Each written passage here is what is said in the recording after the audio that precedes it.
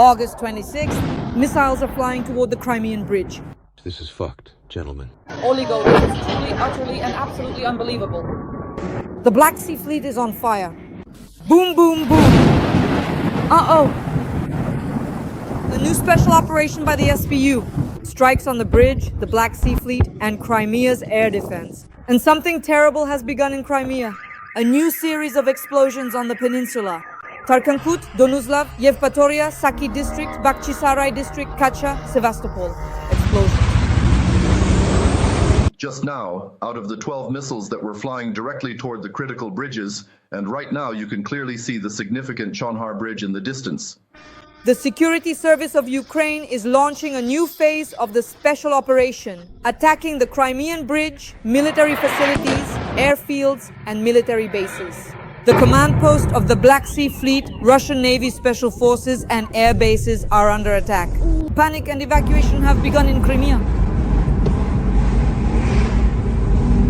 We've been standing here since 4:25 in the morning. Around 5 o'clock, they turned us around here at the 6th checkpoint and sent everyone home to rest. We'll discuss all of this with the well-known top analyst Oleksandr Demchenko right now. Oil depot. This is a disaster, gentlemen. Breaking news, friends. August 26th and massive strikes on Crimea. Dzhankoy is ablaze, rockets are hitting railway junctions and oil depots. S-300 and S-400 positions at Cape Chauda have been blown up. Entire buildings of the military complex there have burned down. Crimea is on fire, the bridge is under attack, military logistics are paralyzed. We'll discuss all this with top analyst Oleksandr Demchenko. Sasha, welcome. Hello, Dasha. Hello, everyone. Sasha, so look, what are we doing? We're blowing up Crimea. There have already been explosions at the station's fuel train for the third time. That is, railway junctions, military bases. We're destroying Russian S-300 and S-400 positions from where they launch Shaheds. At the same time, we're disabling 17% of Russia's oil refining capacity. That's over 1 million barrels per day. And in the Kuril region and the Far East, gas stations are empty and gasoline is only available with ration cards. Moscow is silent, but Crimea is burning. What do you say? I'll say that now in Crimea too. Everything is by ration cards, Dasha. For some reason, we're not talking about this. We're only talking about primarily about Zabaikalsky Krai. Now in Crimea too, everything is by ration cards. There's no gasoline in Crimea either. In the occupied Ukrainian Crimea, Russians can't refuel with gasoline. There's nothing. Not for trucks, not for planes, not for ships, not for trains. There's no gasoline there for anything. Take a look. Ukraine is striking the most important targets, hitting the most critical directions in recent days. Notice first it was St. Petersburg, the mother, the cradle of Putin and his inner circle. Now it's Crimea directly. A Ukrainian territory under occupation, the one where he began his aggression. The most important territory for him, the most important land for him. Because it's perfectly clear to everyone, it's as obvious as 2 + 2, that if Putin loses Crimea, he will lose Ukraine for good, he will be defeated in the war. It would be a colossal blow to him and his inner circle. And then no one in the Kremlin will tolerate him anymore, because that would be a sign of a truly catastrophic, absolutely colossal defeat, a loss for Vladimir Putin. That's why these strikes are so important. Surely we can... Look, this is interesting as well. Did you notice that at first we were shown photos of the Flamingo missile, and then yesterday evening we were shown photos of the long-range Neptune? Soon they'll probably show photos of the Sarmat missile and some other missiles as well. So what we're saying is that Ukraine is showing Putin, first of all, that it can now strike anywhere and at anything, without the help of the Americans, without coordinating with the Americans. Zelensky has already said directly, before we used to ask, now we don't ask the Americans for anything. We don't need their word or their permission to carry out strikes with our own weapons. The Norwegians have allocated $8 billion to Ukraine. Lavrov is already furious over there. Just now, a statement has come in from the Russian Federation's Ministry of Foreign Affairs. Norway is fueling the war. Norway is investing money in Ukraine. Norway is the beneficiary. But there is only one beneficiary, Vladimir Putin and his inner circle. But Ukraine is acquiring magical weapons of its own production. Now, Ukraine is capable of carrying out combined massive, large-scale missile and drone strikes on its own. We know that Russia has already sent several missile carriers to the Black Sea. There are several ships with missiles there, most likely in the near future. Therefore, I urge our viewers, please respond to warning signals, to sirens. This is important. It is likely that Russia is preparing a new combined strike, but now Ukraine can also carry out combined, large-scale, massive strikes against Russia. We saw St. Petersburg, Ust-Luga. Yes, that's a port in Russia. It's a business owned by Timchenko, which we talked about last time. Novatek, the company of Putin's closest oligarch. We can see how Novoshakhtinsk is burning. Rostov region, it's been 6 days, there's only minor damage. For 6 days now, damn it, the oil refinery, one of the largest in the Russian Federation in Novoshakhtinsk, has been burning. The fire has already spread to new fuel storage tanks. It's been burning for 6 days and will keep burning for at least as long, if not longer. It will burn to the ground. That's why we're now striking at critical infrastructure.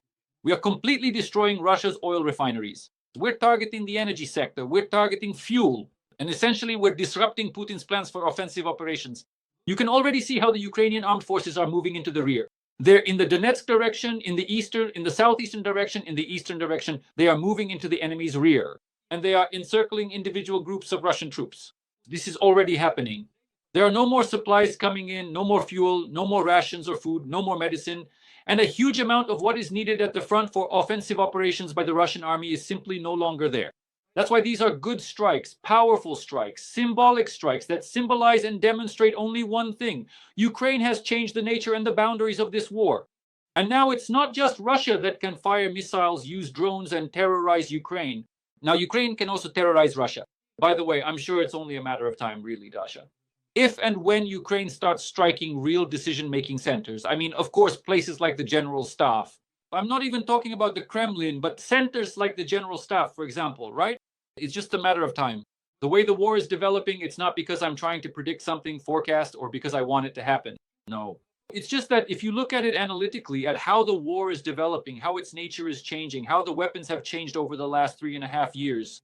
Just recently, on Independence Day, it was exactly 3.5 years since the full-scale invasion began. So a lot has changed. Ukraine is changing its weapons, and Ukraine is changing its approaches. That's why I predict strikes on the General Staff. But honestly, with the kind of generals Russia has, the ones in charge of all their air defense and missile defense, I wouldn't be surprised if instead of reaching Frunzenskaya Street, it ends up crashing somewhere on Arbat, whether it's a drone or a missile. And then they'll be the ones responsible for killing their own civilians, just like they were responsible for killing their own people in the Kursk region. Yes, my friends, Novoshakhtinsk and Syzransk have been attacked.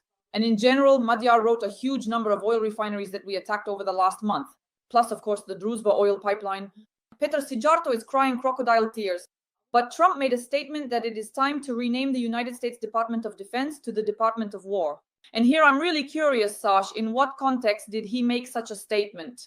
Is he planning to go to war with Russia? Well, that's doubtful. He's planning to fly to Kim Jong-un, Dasha. You missed that. Trump is planning to fly to Kim Jong-un. He made a public statement that he intends to meet with Kim Jong-un. And let me remind you that the last time he met with Kim Jong-un, North Korea finally acquired nuclear capability, nuclear warheads, and missiles. The Russians, together with the Chinese, have built several defense factories, and with the help of the North Koreans, Russia is receiving hundreds of thousands, if not millions, millions of artillery shells. And moreover, Russian chemists and biologists have built several biological laboratories on North Korean territory to develop prohibited biological and chemical weapons. I'm talking here about Trump's achievements regarding stopping the war on the Korean Peninsula and supposedly easing tensions. As for the Ministry of War, listen, statements are one thing, but today we literally learned from Deputy Prime Minister Manturov in Putin and Mishustin's government that there was a backroom deal behind everyone's backs on the territory of Alaska, in Anchorage, where, by the way, there are rumors that Putin was poisoned. Just today, Gudkov literally told me about this, that Putin was feeling unwell, that he either got poisoned with something there or something else happened. I wonder what he was poisoned with if they didn't eat anything, Sash. Well, the problem is that Putin himself refused to have lunch. It wasn't Trump, it was Putin, as I was told. Well, it doesn't matter. You always have to double-check information. That's not the point. Sash, if he was poisoned, how could they have poisoned him if he didn't eat anything there? Well, was he only supposed to eat there? Didn't he eat on the plane before that or somewhere else? Sash, then he was poisoned in Russia. That's a completely different story. Now, that's already a matter of speculation and various conclusions. Here's the next question, Dash. If we're talking about the undeniable fact that right now we are directly dealing with these kinds of aggressive and unwarranted attacks, and that former President Trump is making such significant and impactful statements, what exactly could they truly mean? I will tell you the answer. They made a deal behind the scenes, Manturov said so, that cooperation in the aviation industry would be resumed, including aircraft construction and air travel. That automatically means Russian agents operating on US territory. Trump probably doesn't mind. At the same time, today we also learned from various American publications that behind closed doors, they discussed with Putin the possibility of a deal involving American investors, major oil and gas companies, participating in Russian projects Sakhalin and Arctic LNG. So basically, it's all about the money. I don't know what war he's talking about or which Ministry of Defense or Ministry of War he means. He's trying to solve something else. His deal is different. It's about money. Questions of war and peace, as we can see from the constant postponements, sometimes 24 hours, sometimes 24 weeks, then 2 weeks, then half a year or something else. He doesn't care about them at all. You can see for yourself. There's no reaction at all. No tariffs, no secondary sanctions, no primary sanctions, no expansion of the sanctions package, no discussion about frozen Russian assets, no provision of any kind of military aid to Ukraine for free, right? No military aid or anything like that. None of that is happening. The bullshit continues. Let's see what happens in the end. He did say 2 weeks, so we're waiting. From the 1st to the 3rd, Putin is flying to see Xi Jinping, where they'll be discussing issues of war and peace. Many people will gather there. I think Lukashenko will be there too. And if he's not, then Lukashenko will be told what to do. At the same time as Putin's trip to China, I also want to remind you that in September, the Zapad 2025 military exercises will begin. And as for Putin's plans, he hasn't abandoned them, he hasn't changed anything. He wants to pressure Lukashenko so that Russian, Belarusian, preferably joint troops will advance from Belarusian territory. The thing is, excuse me, they're going to mess themselves because nothing will work out. Ukraine has completely sealed the entire border. This is not 2022 anymore, not February 24th. We're ready for anything now. It's a different army, different systems, different capabilities, right? The means. So that's why a lot will be decided. I believe that the beginning of September, these first weeks, the first days will be fateful for the war, fateful for America, for the West, for Ukraine, for Russia, for many players. That's why we need to watch all of this very closely. And the fate will be decided, not just of the war itself, but of which direction this war will take, how the nature of this war will change. What will China say now? What will the Indians and Modi, who will also be in Beijing, say? What will Putin do after these talks? What will Lukashenko do after these talks in Beijing? We remember how the Beijing talks between Putin and Xi ended. I mean, the agreement, the Olympic deal, the Olympic Games in Beijing in 2022, right? How did it all end? They ended directly, 21, I think. They ended directly with a backroom deal and a blitzkrieg, Putin's attempt at a blitzkrieg. Let's see how these talks will end, just as fateful as the previous ones, both for the war and for the region. We all know very well that Trump likes strong leaders. Do you think Ukraine should now be demonstrating constant attacks, Long Neptune, Flamingo, other missiles, ballistic and cruise missiles, on Russian territory, on key military targets, on occupied Crimea, so that the bridge is finally blown up, the Kerch Crimean bridge is destroyed, so that Trump and the whole world see we can do it? Yes, we can. And after that, perhaps his terms will immediately be shortened, you understand, by 2 or 3 weeks, which stretches out over years.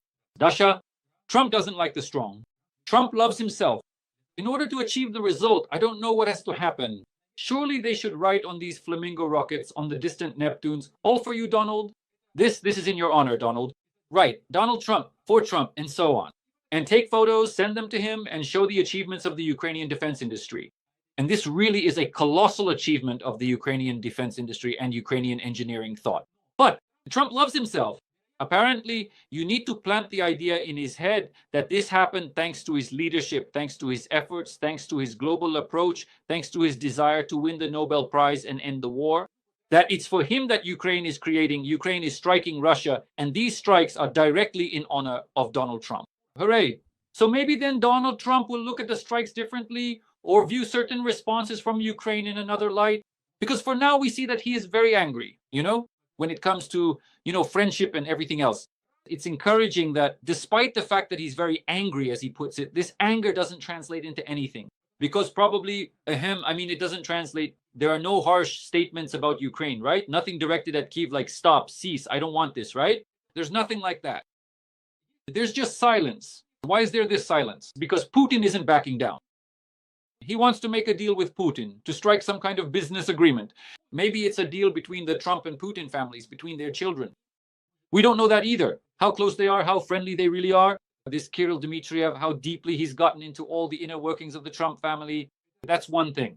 Secondly, on the other hand, he understands that he can't do anything with Zelensky or with Ukraine anymore because Ukraine has protection called Collective Europe, which came to the White House and told Donald, you can't do that. We don't agree. We're wealthy. We don't want this. And we'll call the shots with or without you. And Donald is at a crossroads, either Putin and problems with China or Europe and the same problems with China. But in reality, the final fateful meeting and negotiations will only happen in one case if Trump and his delegation meet with Xi Jinping and his delegation. And only at these negotiations will all global issues be resolved, including Russia's war against Ukraine.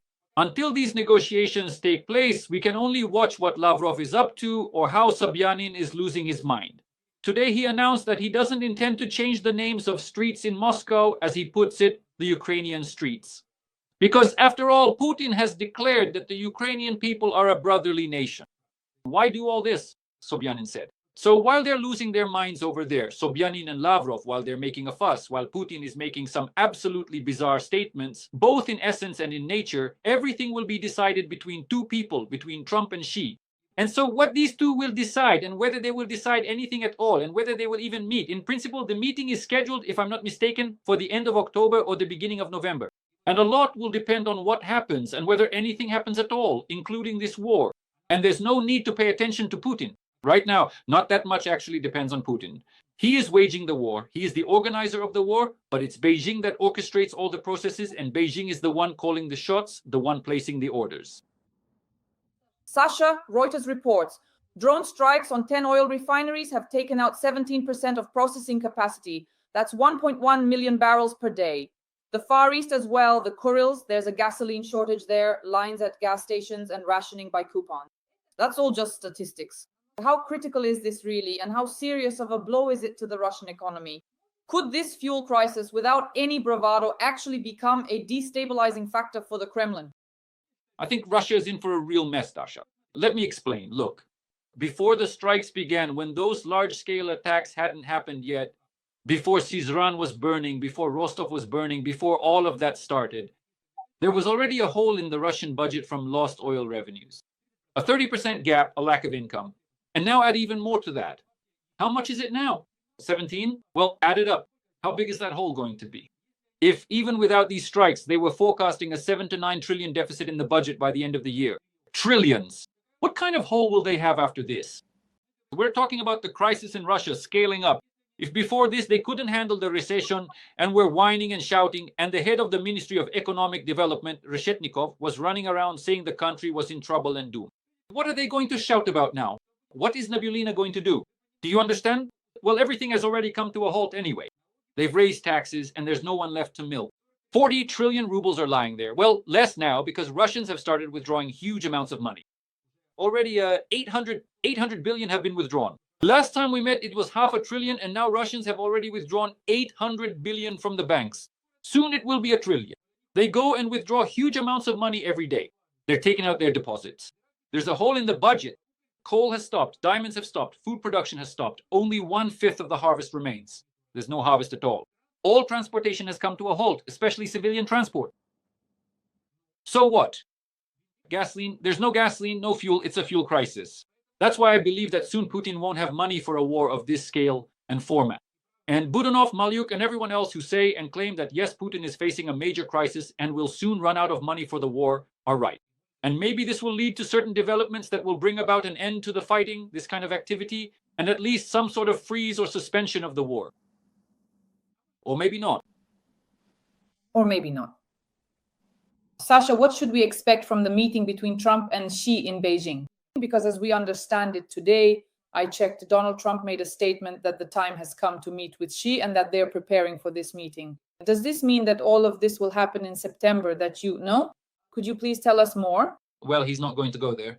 First of all, some very strange people are going to gather in Beijing.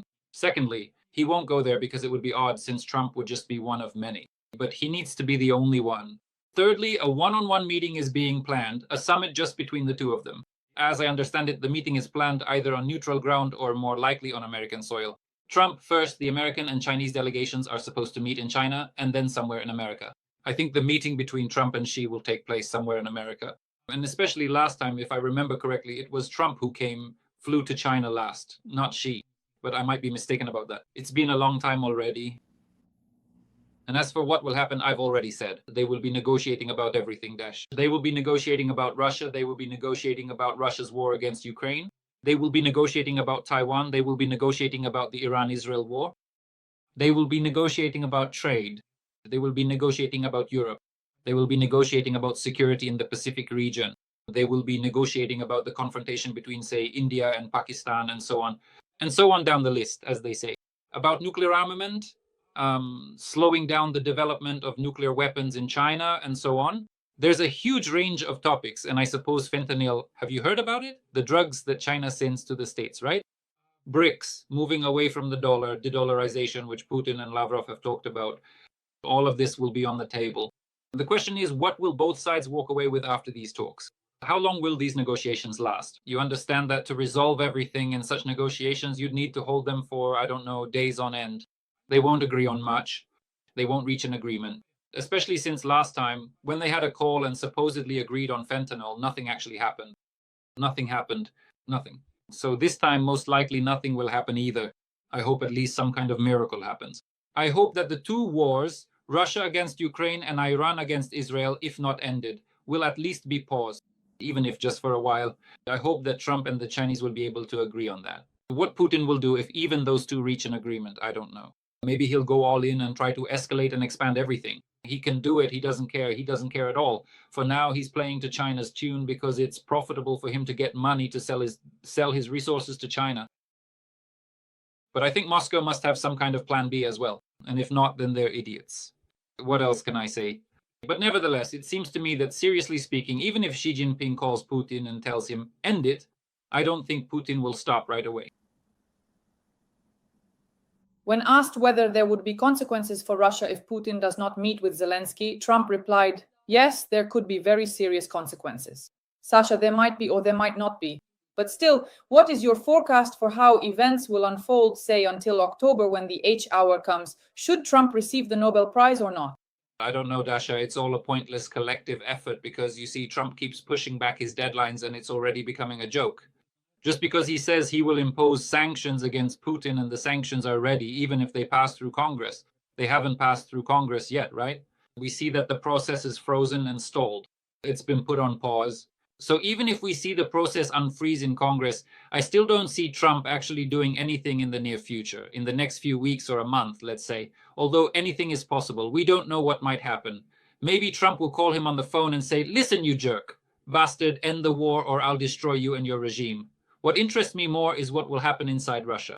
What do I see right now? I see that a decision has been made in the Kremlin, and I think we've already talked about this with you. If not, I'll explain. The police are unable to maintain safety on the streets, and a decision was made in the Kremlin for the army to take over law and order. In other words, to deploy army corps to send troops into various cities and regions of Russia. Moscow and St. Petersburg are not excluded. Accordingly, another interesting point is that now I think Putin will once again rely on the FSB. There is a kind of historical pattern. On the one hand, you have the military generals, and on the other, the FSB. They are constantly at odds, but every 12 years, power shifts from one group to the other. The flows of resources shift from one group to the other. There is a certain cycle of 12 to 15 years.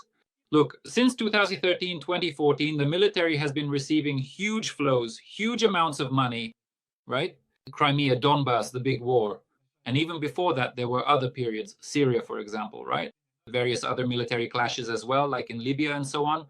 But the military, it seems, are probably no longer in favor with Putin. That's why the Shoigu clan is being destroyed. That's why people are being sent behind bars. Timur Ivanov, the deputy chief of the general staff, and constant corruption scandals and shady dealings, and the reorganization of the border regions, which were handed over to Dyumin, Putin's chief bodyguard, rather than to a military man or a general. Dyumin is in charge of the border region, right? And there's the CTO, the counter-terrorist operation, which is actually the prerogative of the FSB, not the military. And the FSB counterintelligence is there, completely berating the entire Russian general staff, and it's above the army, not anyone else. And all the flows are gradually being rerouted through the FSB, and the ports under the expanded martial law have already come under the control of the FSB at Lubyanka. A lot of things are being appointed right now, for example, Krasnov as prosecutor general. Most likely he will become the head of the Supreme Court of Russia in the future. He's Sechen's man, he's Kovalchuk's man. So in fact, this is essentially a collective Lubyanka. It's obvious there will be repressions if Krasnov is in charge. It's clear that the repressions will be directed against the generals. I'm sure that Putin sees the collective generals, let's say Gerasimov, as a major threat, an explosive threat that could materialize overnight. All these generals could rise up, come to him, arrest Putin, and drive him out of the Kremlin, completely removing his entire regime and all his oligarchs. The military can do this. Zhukov did this to Beria and the KGB, the NKVD people, he did it. Why can't others do the same? Maybe not Gerasimov, but someone else. Some kind of collective Spartacus, so to speak, whom they sent behind bars, right? That's why Popov is a general. That's why, Dasha, I think Putin is very afraid of the generals. I think he wants to purge the generals, and there will be purges. Either the generals will destroy him or Putin will destroy the generals. I'm betting on the latter, that Putin will now begin mass crackdowns and purges among the generals. And Gerasimov too, he'll send him somewhere, either to the scrap heap behind bars or into retirement. What difference does it make? But it's just a matter of time. It won't happen right now. It's not an immediate decision.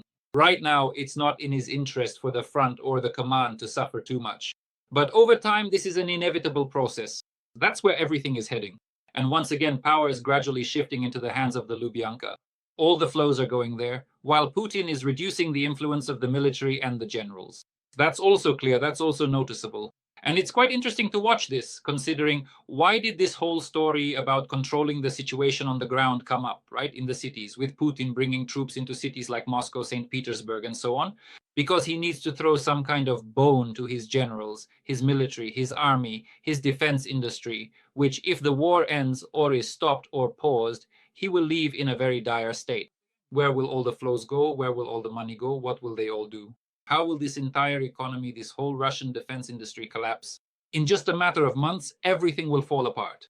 What will all these people do?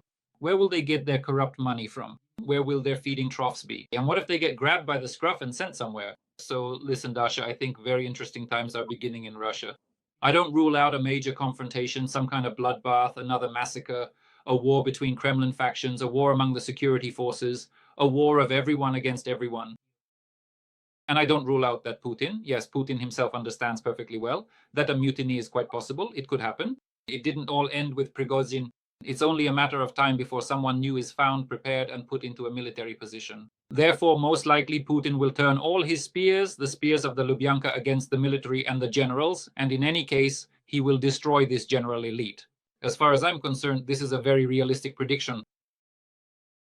Sasha, everyone is saying that the elites actually don't want any turbulence and they're ready to stick with Putin until the end.